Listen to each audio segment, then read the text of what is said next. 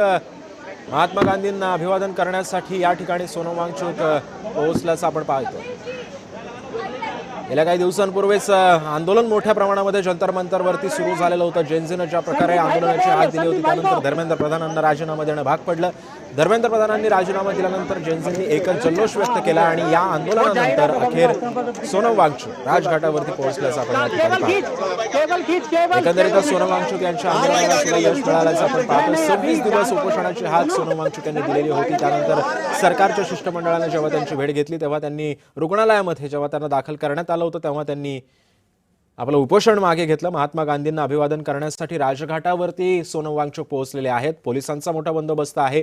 ज्या काही गेल्या काही दिवसांपासून जयंतीचं जे आंदोलन भडकलेलं होतं, सीजेपीच्या आंदोलनाला एकंदरीत एका प्रकारे धर्मेंद्र प्रधानांच्या राजीनाम्यानंतर यश आलं आणि त्यानंतर सोनम वांगचुक यांनी राजघाटावरती आहेत महात्मा गांधींना अभिवादन करण्यासाठी ते पोहोचलेले आहेत। रुग्णालयामधून डिस्चार्ज मिळाल्यानंतर वांगचुक राजघाटावरती पोहोचलेत।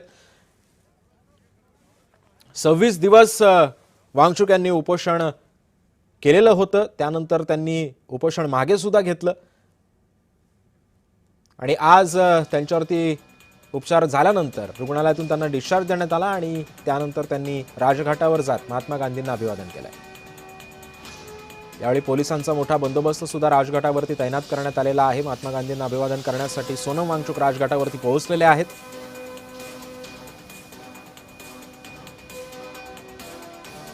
गेल्या काही दिवसांपासून दिल्लीतल्या जंतर मंतरवरती सीजेपी कडून आंदोलनाची हाक देण्यात आलेली होती। संपूर्ण देशातले जेनझी एकवटलेले होते आणि कारण फक्त एकच होतं, मुद्दा फक्त एकच होता, धर्मेंद्र प्रधानांचा राजीनामा। आणि अखेर धर्मेंद्र प्रधानांनी राजीनामा दिला। जेनजीच्या आणि सीजेपीच्या आंदोलकांनी एकच जल्लोष व्यक्त केला, त्यांच्या आंदोलनाला यश मिळालं। त्यानंतर सोनम वांगचुक यांनी सुद्धा 2 दिवस आधीच त्यांच्यावरती उपचार सुरू करण्यासाठी त्यांना रुग्णालयामध्ये दाखल करण्यात आलेलं होतं आणि त्यानंतर त्यांनी उपोषण मागे सुद्धा घेतलं। त्यांना डिस्चार्ज मिळाल्यानंतर आज ते राजघाटावरती पोहोचलेत आणि महात्मा गांधींना त्यांनी अभिवादन केलंय। सोनम वांगचुक यांनी राजघाटावरती येत महात्मा गांधींच्या या स्मृतीस्थळाला अभिवादन केलं।